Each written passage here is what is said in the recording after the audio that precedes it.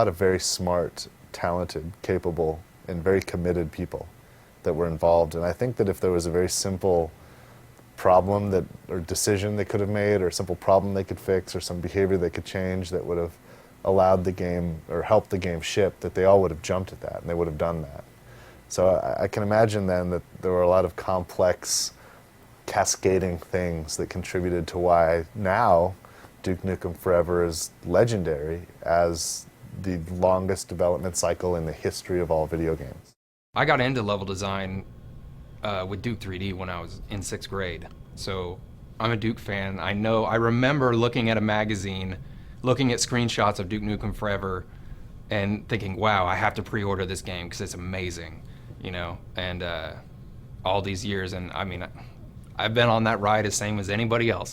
For me, from my perspective, you know, I'm lucky that I actually enjoy working on the game and doing this stuff. So it wasn't so painful for it being a 10-year project because I was always doing new things, always getting new tech and things like that, so I enjoyed it. Everybody that was working on the project were all huge fans of Duke, and so we're all really passionate about what we're doing. So, you know, we're all going the extra mile just because we were doing what we loved. It was kind of this more of a circle where by the time we got some of these levels far enough along that we really liked them, we'd come back to the other ones that we'd worked on earlier, and enough had changed on the gameplay side of things, or another game had come out, and so the standards had changed, and so that original level that was really good a year and a half ago didn't really stand up as much anymore, and we wanted to go back and revisit it. And, you know, I don't want to put all the burden on one person, so I'm not going to do that. We were all there, and we all, you know, voiced our opinions and desires, but you know, it was a continuous cycle of iteration that didn't have any real end in sight. We didn't have any plan put in front of us in terms of, okay, we're going to iterate to reach this goal. It was just, we're going to iterate, and then it'll eventually be awesome. It was getting harder and harder for people to believe that it was actually real. But every time that people really started to doubt, a trailer would come out showing off all these great new things. 1997, that trailer came out at E3, and it was great. And people were like, man, this is going to be spectacular.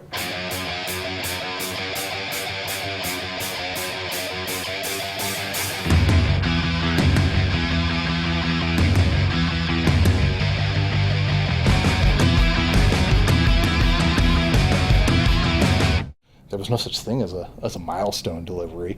You know, it was just make it cool, make it awesome. And the funny thing about making cool and awesome things is you can always make it more cool and more awesome. And you'll find that the time just tends to fly by when you're doing that.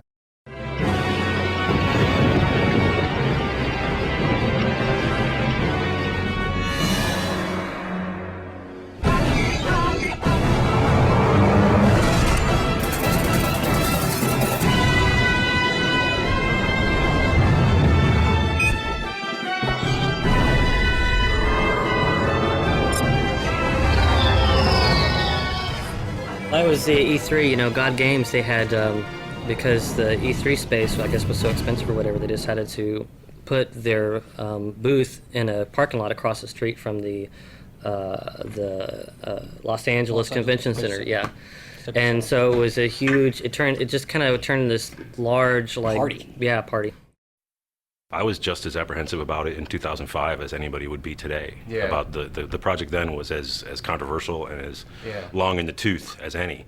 And I came to Texas with the idea of like, well, I'll give it a month and I'll see what happens, you know. Yeah. I didn't even get an apartment. I stayed in the hotel they rented for me as long as possible. But within a day, I was in the offices, I had met everybody, I really liked everybody, and I got to sit down and see the game, and I was really impressed. And that's what made me realize it was like, well, all this secondhand, you know, public postulating about how it is, it's not accurate at all. Yeah, it was it doesn't really relate to the same game. Yeah, it's almost like there's two separate games. There's the people that were expecting the game to be, and then what they think is going on, and then you get there and you see, oh, this is an actual legitimate game. It's fun to play, and all these things. They were like two separate things. I realized that Duke Nukem was a big hit and a pop culture icon when I started getting these calls from convention coordinators who wanted me to come be a guest. I went, why would you want me to be a guest at your convention? Well, you're the voice of Duke Nukem. Oh, really? That's why you want me? We have fans who want to meet you and get your autograph. Probably 2007, 3D Realms decides to release a teaser, and because of the relationship that we had with 3D Realms at the time, they actually decided to premiere it at our website.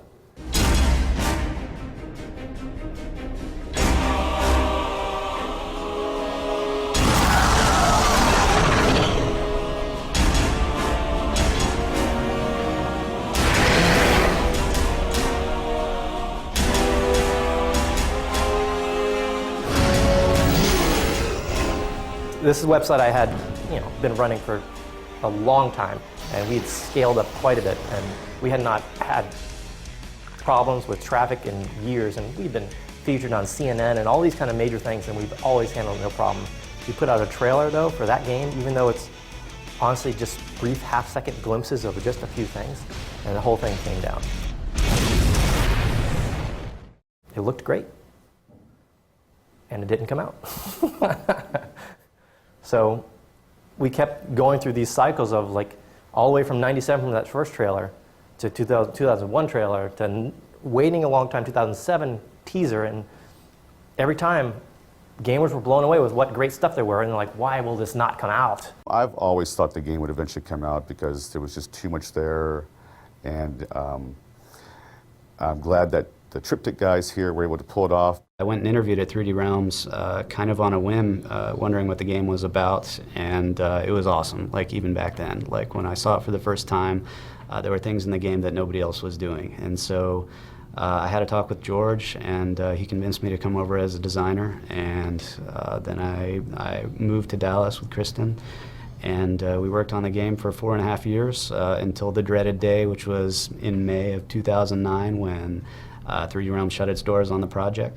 I was talking to, I'm sure other people had offered this as well, but I was talking to our programmer, Rob, and was saying, if you want to work on it in our spare time, I'm willing to do that with you. If you want to do it, it's just a tragedy that this game will never come out, And then, yeah, around that time, David Regal was going around talking to people, and so we were already interested anyway, so it kind of all fell into place. We had like 3 or 4 meetings with all the people who were really serious about forming the company, and the last one was in June of 2009, and just by coincidence, when we brought everybody to the house, that was the same night that we did have tornado warnings. So we were essentially forced to sit around in our living room for about 2 hours and talk about the company and the game, and I think, maybe if people hadn't been forced to sit in and wait, that maybe we wouldn't have talked about as much or convinced them. There were a few meetings off-site, but pretty much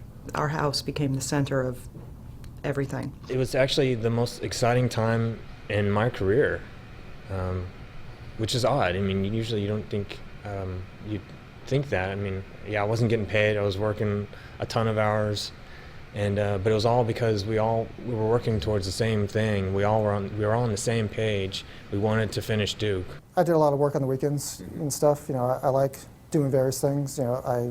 I concepted up a lot of the stuff that's in the game now, like Monster Truck I did on the weekends, pool tables I did on the weekends, air hockey I did on the weekends, and yeah, I just enjoy it. So for me, from my perspective, I'm lucky that I actually enjoy working on the game and doing this stuff. You hear a lot of stories about game companies starting in somebody's living room, with a project that nobody had heard of, and it really takes, once it's announced, it goes viral or whatever you want to say, and that's pretty much how it was. I mean, we were working crazy hours, we're getting on each other's nerves, starting to stink up the house and all that junk, but we were all really focused because we were going to be the ones that brought Duke back.